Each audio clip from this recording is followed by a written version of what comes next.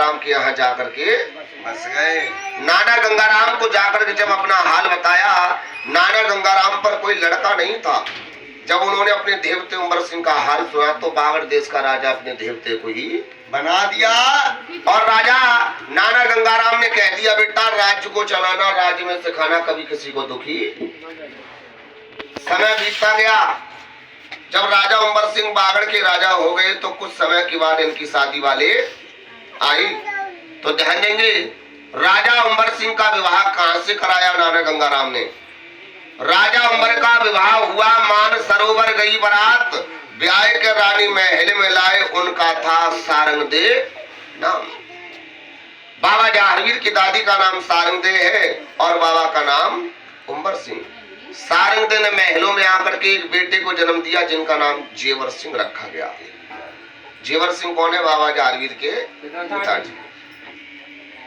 पहले पिताजी का करते साहब, पिताजी से फिर पापा है गए, फिर साहब अब तो डैड है गए, सीधे डैडी। डैडी तो लगाते करते, अब सीधे डैड।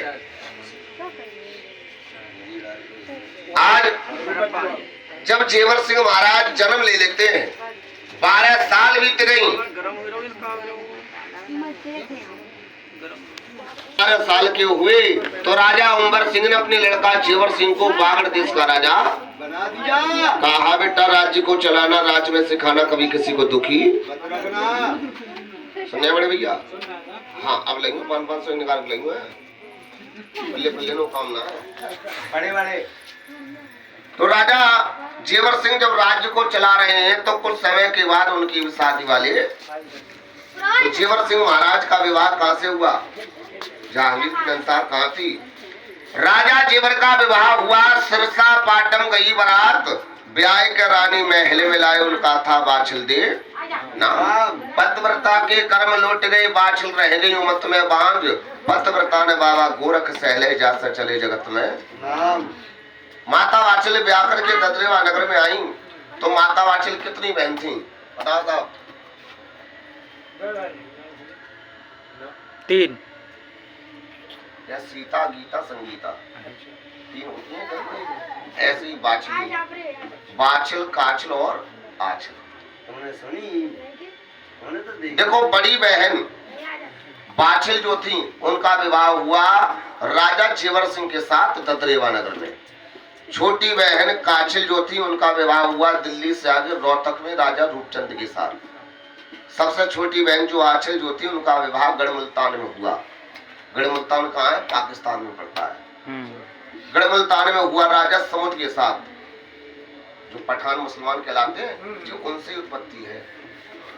पहले मुसलमानी शासन था, डोला छीन लिया गया तो उनसे सर्व सुल्तान पैदा हुए। अब तो जो है माता वाचल को ददरेवा नगर में आए, 1 नहीं 2 नहीं 12 साल बीत गए मगर कोई संतान। अब संतान न होने के कारण राजा और रानी बहुत दुखी। एक दिन राजा ने रानी से कहा, रानी मैं सुबह होते ही ददरेवा में घूमने जाऊंगा, ये देखूंगा एक संतान के लिए मैं ही दुखी हूँ या मेरे जैसे। रानी ने कहा, महाराज आपका तो ये अधिकार है प्रजा का हालचाल पूछने का, चाहिए, आप तो राजा है। नीली घोड़ी पर सवार हुए, सुबह का वक्त था। देखो समय कैसे क्या कराता है। कहते हैं समय का पहिया चलता है, इस पहिए के साथ किसी का भाग्य बदलता है। सुबह का वक्त हुआ, राजा नीली घोड़ी पर सवार हुए और ददरेवा में घूमने के लिए चल दिए। जैसे ही राजा महलों से बाहर निकले तो राजा ने क्या देखा? उसी समय एक मेहतरानी भी कमाने खाने को। राजा ने मेहतरानी को देखा और मेहतरानी ने राजा को देखा। दोनों का आमना सामना हो गया।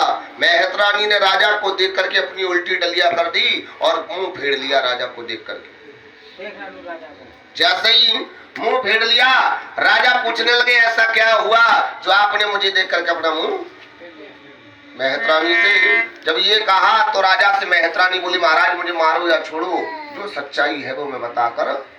तो मेहतरानी कहती है राजा से, राजन महाराज आप यहाँ के राजा हैं और हम आपकी प्रजा हैं।